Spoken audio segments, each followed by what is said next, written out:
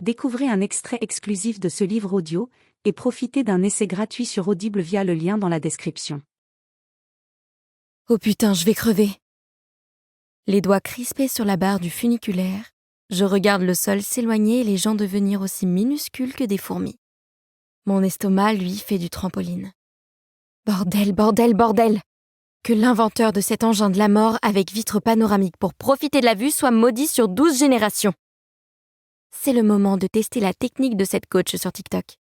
Pour faire le vide dans son esprit et traverser les épreuves avec classe. En théorie, ça paraît fastoche. Il suffit d'inspirer en fermant les yeux et d'expirer en les ouvrant. Je ne perds rien à essayer. Après tout, faut bien que je respire. Inspirer, fermer les yeux.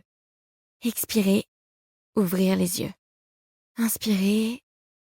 Ouais.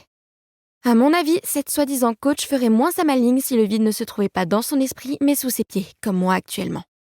C'est sûr, on va s'écraser. Inspirer. Fermer les yeux. Expirer. Ouvrir. Non. Gardez les yeux fermés, tant pis. Sérieusement, qu'est-ce que je fous ici?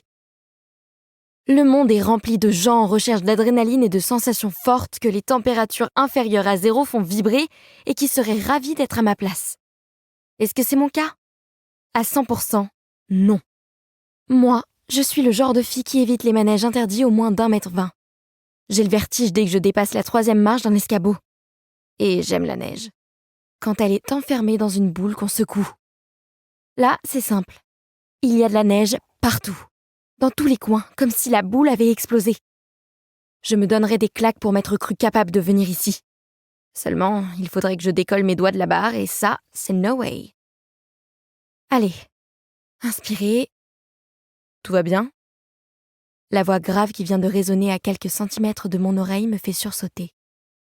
Oui, super. Faux. Mon cœur bat si fort que je ne serais pas surprise s'il sautait par la fenêtre pour aller rebondir dans la vallée. Si tu te retournes, t'auras moins le vertige, me conseille la voix. Un rire nerveux s'échappe de ma gorge. Et lâcher la barre? Merci, mais non merci. Attends, je vais t'aider. Même pas le temps de réfléchir à la proposition. Une main décroche mes doigts, une autre pousse délicatement mon épaule pour me faire pivoter. En moins de 5 secondes, je me retrouve dos à la vitre, le nez à hauteur d'un anorak noir et jaune. Je lève la tête pour remercier mon sauveur. Effectivement, dans ce sens, je respire un peu mieux.